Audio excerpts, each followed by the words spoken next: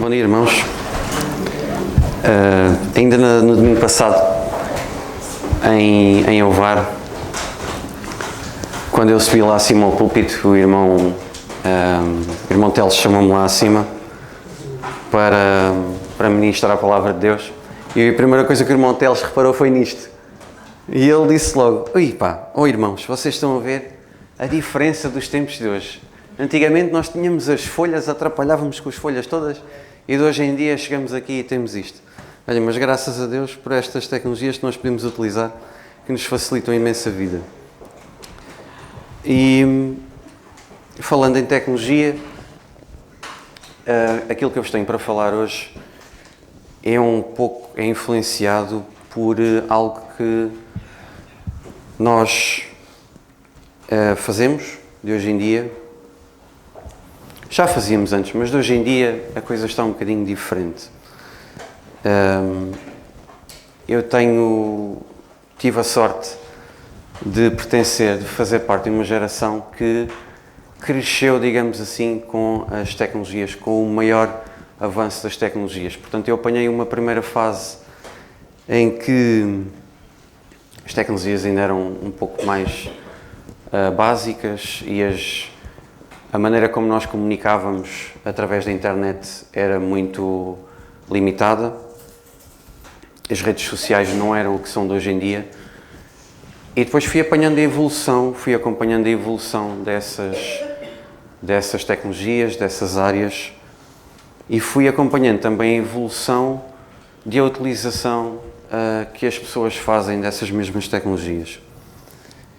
E fui percebendo que ao longo do tempo, nós ao início as redes sociais eram um site em que nós colocávamos fotografias, e uma fotografia assim na praia e dizíamos: estou a apanhar sol, maravilha, e as pessoas comentavam: que bom, foste de férias. E de hoje em dia nós vemos que as redes sociais deixaram de ser um bocado isso, passaram a ser pôr uma imagem e incitar a dúvida, incitar conflito, incitar violência contra certos grupos, contra certas ideologias. E nós também devemos utilizar as mesmas redes sociais também para defendermos a palavra de Deus e para espalharmos a palavra de Deus, mas vemos que as redes sociais e a internet de hoje em dia a internet é utilizada de uma forma muito leviana, de uma forma muito contrária àquilo que é a vontade de Deus. E ainda para mais agora com estes novos desenvolvimentos, com isto novo que agora apareceu, que é a inteligência artificial, que já existia há alguns anos, mas era uma coisa muito primordial e agora de repente cresceu bastante, teve um crescimento exponencial, e sabemos que há muitas coisas de hoje em dia que nós até temos dificuldade em perceber se aquilo é real ou se não é real, e a informação está a ficar de tal maneira deturpada que às vezes temos mesmo que ir ao fundo e ver trechos antigos, ver artigos antigos, e ir à palavra de Deus para nós encontrarmos a verdade acerca de certos temas. E então foi nisto que eu me centrei para vos falar hoje. Lá está. É sobre aquilo que eu vos quero transmitir, este pensamento, é sobre o nosso falar, a nossa maneira de comunicar. E nós sabemos que esta comunicação é um dom de Deus, que Deus nos deu. Deus deu-nos esta possibilidade de nós comunicarmos uns com os outros, de nós transmitirmos as nossas ideias, de nós transmitirmos a palavra de Deus. Portanto, isto foi um dom. Mas ao mesmo tempo que foi um dom, foi também uma responsabilidade. Porque as nossas palavras podem ser uma fonte de ânimo, podem ser uma fonte de inspiração, podem revelar graça aos outros, mas também podem ser o contrário. E podem ser palavras que desencorajam os outros, podem ser palavras que desencaminham os outros. E então nós temos que ter muito cuidado com o nosso falar e com aquilo que nós fazemos no nosso dia-a-dia, com a nossa vida, aquilo com que nós preenchemos a nossa mente, com que nós enchemos o nosso coração, porque isso influencia tudo o resto. E nós podemos ver pela Bíblia que a Bíblia muitas vezes alerta-nos que as nossas palavras têm um peso grande. E muitas vezes o nosso erro não é bem aquilo que nós dizemos, mas é como dizemos, quando dizemos ou a quem dizemos. Portanto, nós muitas vezes falamos sem pensar, falamos sem ponderar se aquilo que nós vamos dizer é correto e se é correto à luz das Escrituras. E isso pode ter um impacto que nós nem sempre pretendemos. E nós vamos ver alguns exemplos que nós podemos tirar da Palavra de Deus, de alguns episódios em que nós podemos verificar que algumas pessoas não pensaram ou não mediram o peso ou o alcance das suas palavras antes de falarem. E então nós vamos começar com um primeiro episódio que está em Mateus 16. Aqui temos a altura em que Jesus estava com os discípulos e depois de ter recebido a revelação do plano que o Pai tinha para ele.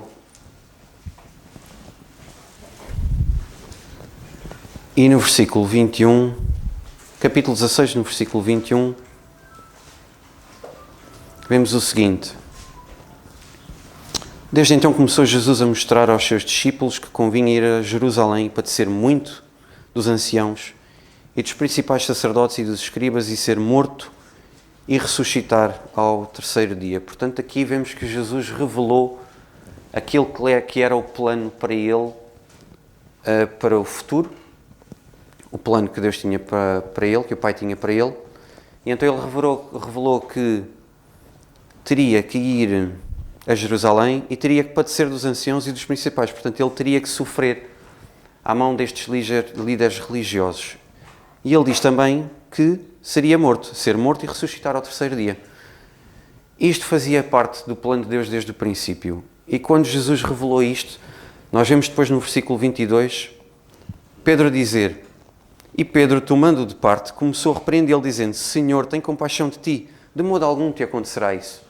Portanto, aqui nós vemos que Pedro falou aqui de uma forma sem pensar, porque Deus já tinha revelado o seu plano ao seu Filho, a Jesus Cristo, e ele fê-lo com a sabedoria divina. E Pedro falou não com sabedoria divina, mas falou com sabedoria humana. Pedro já andava com Jesus e Pedro amava Jesus. E certamente que Pedro não tinha uma ideia de que um Messias, um Salvador, que era Jesus Cristo, vinha à Terra sofrer daquela forma que ele tinha dito que ia sofrer e morrer. Então, quando ele falou isto, quando ele falou: Senhor, certamente isso não te vai acontecer, ele falou sem pensar, falou sem este entendimento que ele não tinha, este entendimento divino. E lá está, Pedro amava Jesus, daí ter dito o que disse. Mas falou sem este discernimento. E se Jesus até ali nunca tinha mostrado qualquer sinal de fraqueza, qualquer sinal de dúvida ou de hesitação, porque é que iria começar ali, não é? E também nós, muitas vezes, temos que pensar bem antes de falarmos. Temos que, antes de dizermos: isto não pode ser assim, ou Deus não quer que isso aconteça.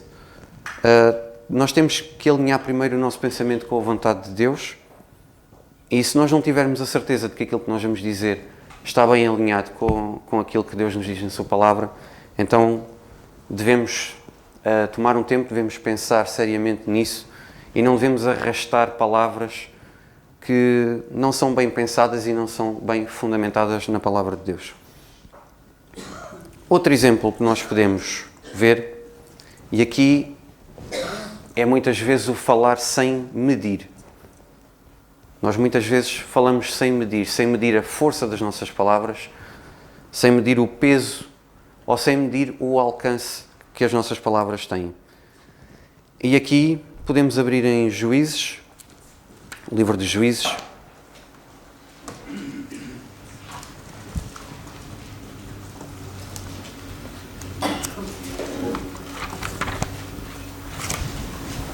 No capítulo 11,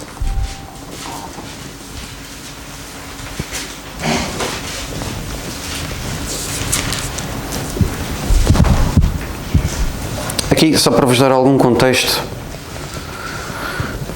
o povo de Israel andava a sofrer opressão por parte dos Amonitas, que eram um povo vizinho de Israel. E como o povo de Israel já andava a sofrer esta opressão há alguns anos, eles clamaram ao Senhor. E quando eles clamaram ao Senhor, o Senhor levantou um homem para ser quem iria libertar o povo desta opressão dos Amonitas. E este homem, como nós vemos aqui no capítulo 1, no capítulo 11, no versículo 1, diz-nos: Era então Jefté, o Gileadita, valente e valoroso, porém filho de uma prostituta, mas Gileade gerara a Jefté. E este homem foi o homem que Deus escolheu e levantou para pelejar contra os Amonitas e para libertar o povo de Israel desta opressão. Só que este homem cometeu um pequeno erro. Ele estava provavelmente entusiasmado pelo facto de ser escolhido por Deus, e então ele disse a Deus, ele prometeu a Deus que se Deus lhe conseguisse a vitória sobre os Amonitas, se Deus lhe concedesse a vitória sobre aquela batalha, ele iria entregar, quando regressasse, iria entregar a primeira pessoa que saísse da sua casa para o receber. Ele iria entregar essa pessoa em sacrifício ao Senhor. E agora não tenho aqui assinalado o versículo, mas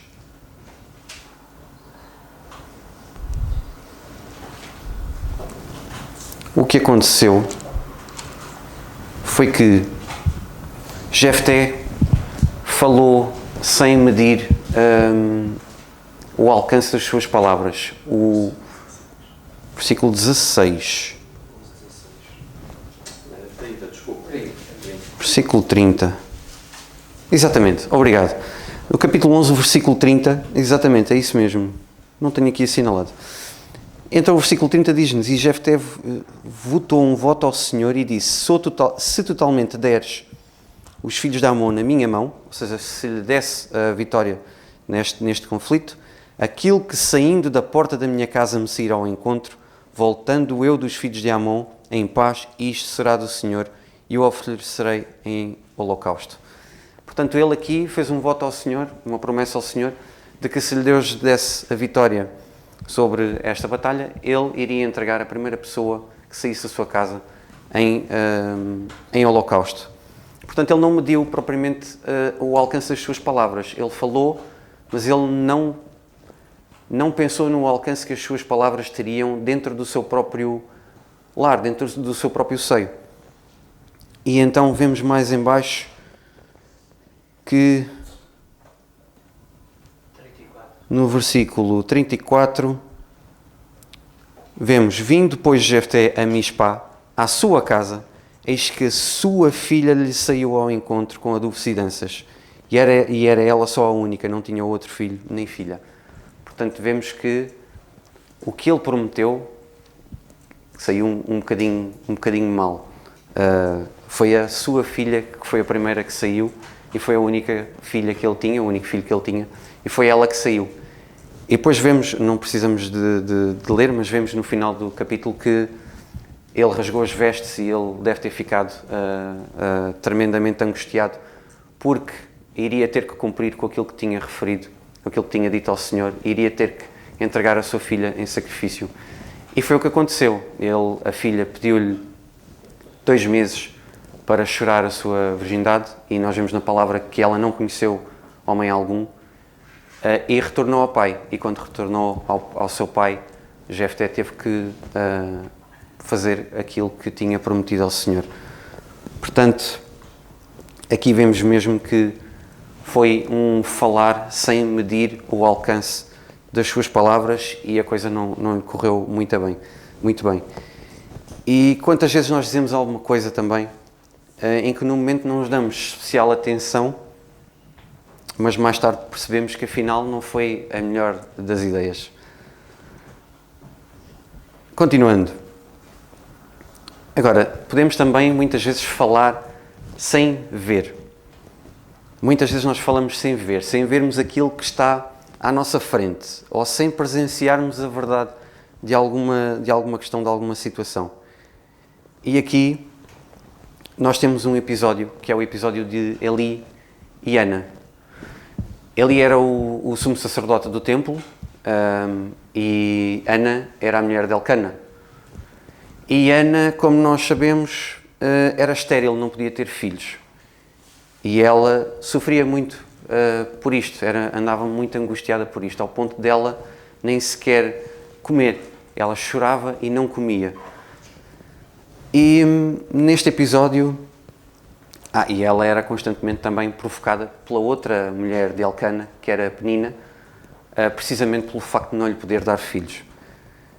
E então vemos que Ana, no meio da sua angústia, orou ao Senhor. Mas no meio da angústia, ela notava-se no seu semblante que ela estava alterada. E ela tinha os olhos fechados e só os seus lábios se mexiam. E isto nós podemos ver em 1 Samuel, no capítulo 1.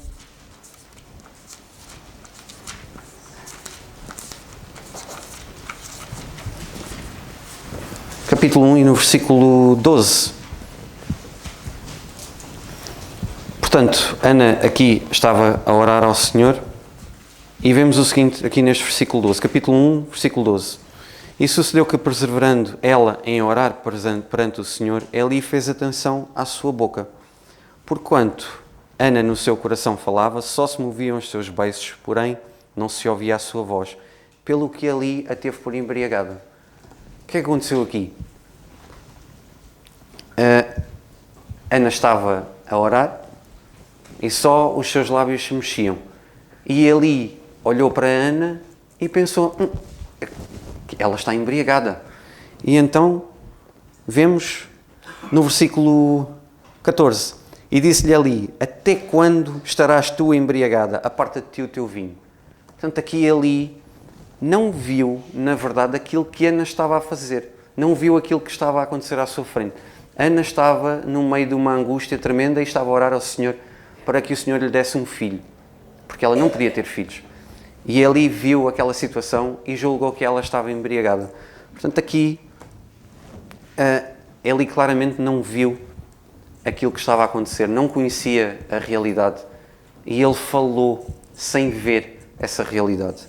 E nós também muitas vezes podemos, às vezes, ter uma situação a decorrer mesmo à nossa frente, ou podemos não conhecer a verdade de alguma situação e falamos sem conhecer essa verdade. E muitas vezes essas palavras acabam por não ser palavras de edificação. Seguindo, próximo. Muitas vezes também podemos falar sem ouvir. Falar sem ouvir, eu sei que é estranho, mas nós muitas vezes podemos falar sem ouvir os outros, os nossos irmãos, os nossos familiares, os nossos amigos, e também muitas vezes podemos falar sem ouvir a voz de Deus. E aqui temos um episódio que ocorreu, que é o episódio de Jó, em que Jó, como nós sabemos a sua história, ele perdeu tudo. E quando ele perdeu tudo, os amigos visitaram-no, já depois de ele ter perdido tudo. E quando os amigos o visitaram, eles ficaram com ele, mas ficaram em silêncio durante 7 dias. Não disseram nada, ficaram só com ele. E ao final desses 7 dias, eles provavelmente já estavam a ficar na dúvida, saturados de estar ali e ninguém falava, nem uns nem outros. Então eles falaram. Só que eles falaram sem ouvir primeiro a revelação de Deus. E o que é que eles disseram? Isto está em Jó 2:13. O que é que eles disseram acerca de Jó? Que aquilo que lhe tinha acontecido, muito possivelmente, porque Jó tinha pecado. E nós sabemos pela história de Jó que Jó não pecou. E Jó também nunca teve qualquer palavra saída da sua boca contra Deus, mesmo depois de tudo aquilo de acontecer. E então estes amigos de Jó, quando disseram, provavelmente ele pecou e Deus castigou, ou algo do género. Portanto, eles falaram sem ouvir primeiro a revelação que Deus tinha para lhes mostrar. Depois temos também outros exemplos, como por exemplo o povo de Israel quando foi liberto do cativeiro, atravessou o mar em direção ao deserto, entrou no deserto e depois começaram a murmurar porque não tinham água e Deus enviou. E depois começaram a murmurar porque tinham fome e não tinham comida e Deus enviou. E mesmo assim continuaram. E aqui também é um exemplo, a murmuração, o falar, sem ter um propósito, sem ter um alvo. Também Pedro, quando falou, quando Jesus disse que ele o iria negar, e Deus disse, Pedro disse, não, Senhor, eu nunca farei isso, eu nunca te abandonarei, Senhor. E sabemos depois o que é que aconteceu. Portanto, Pedro também falou, mas falou sem consciência da sua própria fraqueza. E agora, nós já percebemos que muitas vezes nós falamos de forma errada, já percebemos como é que nós podemos falar de forma errada. Certamente existirão muitas outras formas que eu vos poderia explicar e vos poderia expor de como nós falamos muitas vezes de uma maneira errada, mas também podemos ver o outro lado, que é como é que nós devemos falar. E a palavra de Deus aqui nunca nos deixa sem uma direção. A palavra de Deus tem sempre instruções claras. E ela dá-nos instruções, nós podemos ver pela palavra, da forma como nós devemos usar a nossa língua. E aqui o apóstolo Paulo, que tanto se preocupava com a edificação da igreja, falava e ensinava repetidamente acerca do nosso falar.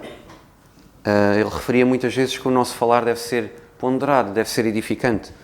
E aqui eu vou citando algumas passagens que nós podemos ver.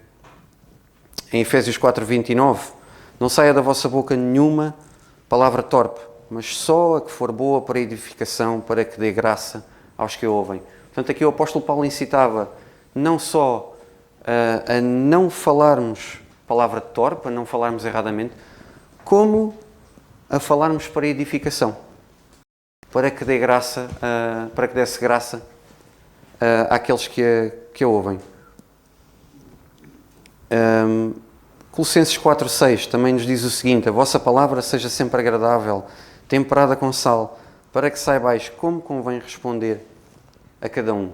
Aqui também é muito importante este temperamento, porque nós sabemos que temos muitos irmãos que já têm muita experiência e têm uma maturidade espiritual maior do que outros irmãos que são recém-convertidos, por exemplo. Portanto, nós temos que saber temperar a nossa maneira de falar com uns e com outros. Portanto, o nosso falar deve ser agradável, deve ser equilibrado, deve ser apropriado e deve ter um propósito. Não palavras vazias, não palavras impulsivas, sem pensarmos primeiro, mas palavras que cumprem uma missão. E o próprio livro de Provérbios também reforça isto. No capítulo 15, no versículo 23, diz-nos: a palavra dita a seu tempo, quão boa é.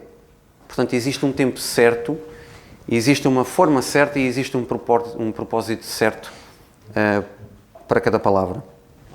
E não queiramos forçar algo, mas esperar sempre pelo momento oportuno e por termos a sensibilidade necessária para cada oportunidade. E também ainda vemos em Provérbios 18:21, a morte e a vida estão no poder da língua. Portanto, aqui vemos que a língua tem poder, irmãos. A nossa língua pode ferir, pode magoar, pode destruir alguém por dentro. Mas, por outro lado, também pode encorajar, como eu já tinha referido, pode restaurar, pode consolar. E, acima de tudo, pode levar alguém ao conhecimento do Evangelho da graça de Deus. Mas o nosso falar vai além das palavras faladas da nossa boca para fora. E aqui também há algo que nós precisamos perceber, que é, nós não falamos apenas com a nossa boca. Nós não falamos só com a nossa boca, nós falamos também quando nós escrevemos, quando nós publicamos. Publicar já é aqui uma questão mais das redes sociais, Mas a escrita não é só a escrita, é uma extensão também da nossa fala, da nossa língua. E aqui eu volto a referir cuidado com as redes sociais, porque vemos que de hoje em dia é muito fácil falar nas redes sociais. Não só nas redes sociais, mas eu falo das redes sociais porque é o mais utilizado. E é muito fácil nós deturparmos a palavra de Deus e é muito fácil nós desviarmos alguém ou darmos um mau testemunho através daquilo que nós mostramos, daquilo que nós escrevemos.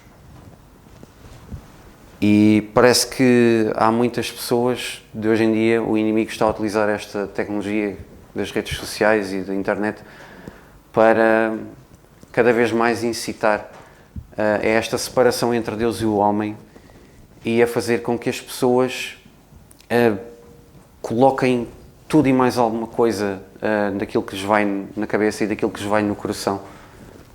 Escreverem tudo, sem pensarem, sem medirem nada, sem pensarem em consequências, e as pessoas colocam tudo, mesmo que sejam mentiras, mesmo que seja contrário à realidade, as pessoas põem porque aquilo é a realidade deles. Portanto, colocam as coisas mais estapafúrdias, perdoem uma expressão, online e não se preocupam com nada. Portanto, além da nossa escrita, o nosso testemunho também fala. Aquilo que nós fazemos em público, aquilo que nós escrevemos, aquilo que nós publicamos ou aquilo que nós defendemos também fala. Portanto, que testemunho é que nós transmitimos nestes casos? Que coerência é que existe entre aquilo que nós dizemos e nós fazemos aqui na igreja e aquilo que nós fazemos e dizemos lá fora? Aquilo que nós mostramos? Qual é que é o testemunho de alguém que escreve nas redes sociais e critica tudo e mais alguma coisa e vai às conversas de café e às fofocas, perdoem-me a expressão novamente, e depois vem à igreja e diz, eu leio a palavra de Deus, eu tenho uma comunhão com Deus imensa e graças a Deus por isso. Mas que testemunho é que isso dá? Parece que não bate certo. E Deus não está interessado apenas naquilo que nós dizemos dentro da igreja, Ele está interessado também naquilo que nós dizemos lá fora, no nosso falar, em todo o tempo, porque nós somos embaixadores de Cristo. Os embaixadores têm a responsabilidade de representar, neste caso, representar um país ou uma entidade. E nós, como sabemos, somos embaixadores de Cristo. Portanto, a nossa responsabilidade é representar Cristo e temos que ter cuidado com o nosso testemunho. E Deus não quer mudar apenas o nosso vocabulário, Deus quer transformar a fonte de onde todas as nossas palavras nascem, que é o nosso coração. Porque o problema nunca foi só apenas a língua. A língua é um instrumento que nós utilizamos, mas a fonte é o coração. E o coração, como nós sabemos, é enganoso. E Jesus disse isto em Mateus 12:34, porque do que há em abundância no coração, disso fala a boca. Jesus aqui estava a falar aos fariseus que o acusavam injustamente. Eles estavam a julgá-lo, estavam a falar mal, e Jesus expôs a raiz do problema, que foi o coração dele estava corrompido, e isso refletia-se nas suas palavras. Portanto, irmãos, a nossa boca, o nosso falar revela o nosso interior. As nossas palavras são o reflexo daquilo que está dentro de nós. Por isso, Deus não começa a trabalhar em nós pela nossa boca. Deus começa a trabalhar em nós pelo nosso coração. E este é um processo que faz parte da nossa santificação. Quando nós cremos no Senhor Jesus Cristo, quando nós cremos no Evangelho da Graça de Deus, nós somos salvos, somos justificados pela obra de Cristo. E esta é uma nova condição que nós temos, somos salvos. Mas depois começa um processo, como nós sabemos, que é a nossa santificação, que tem que ser um processo contínuo, diário. E é esse processo pelo qual Deus trabalha em nós. Ele molda-nos, Ele transforma-nos, Ele renova-nos. E não é instantâneo, como eu já referi. É um processo progressivo. Deus trabalha ao nosso interior e com isso começa a mudar também a nossa interação com o exterior. A maneira como nós pensamos, a maneira como nós reagimos e a maneira como nós falamos. Porque quando o nosso interior muda, o nosso exterior também muda. Não é que Deus vá cuidar do nosso interior e depois nós vamos ficar mais bonitos por fora. Não é isso. Mas Deus trabalha a maneira como nós como nós comunicamos e como nós tratamos à nossa volta. Mas há aqui uma condição especial, uma condição necessária para este processo, que é a nossa proximidade com Deus. Nós só conseguimos crescer e só conseguimos avançar na nossa santificação quando nós estamos perto de Deus, quando nós temos uma relação próxima com Deus. Porque não há ninguém que cresça em santificação longe de Deus. Não há crescimento espiritual distanciados de Deus. E é nesta proximidade com Deus que nós somos transformados. Porque é nesta proximidade que nós podemos ouvir a voz de Deus, que é através da sua palavra.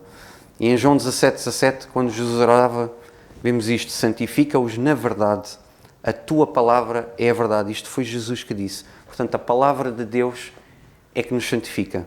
Não é apenas ouvir ocasionalmente, não é abrirmos assim de vez em quando nos vem alguma coisa à cabeça e já não leio a palavra de Deus há tanto tempo, se calhar vou ler agora um bocadinho. E depois deixamos outra vez a palavra de Deus num canto.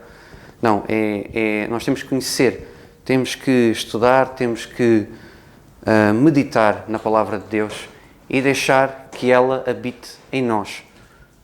Porque quanto mais nós conhecemos Deus, mais Ele transforma o nosso coração e assim também o nosso falar é influenciado. E quando nós estamos perto de Deus, nós começamos a falar, começamos a reagir e começamos a pensar diferente, começamos a ficar constrangidos por todas estas coisas. E Paulo diz em Colossenses 3:16, habite ricamente em vocês a palavra de Cristo.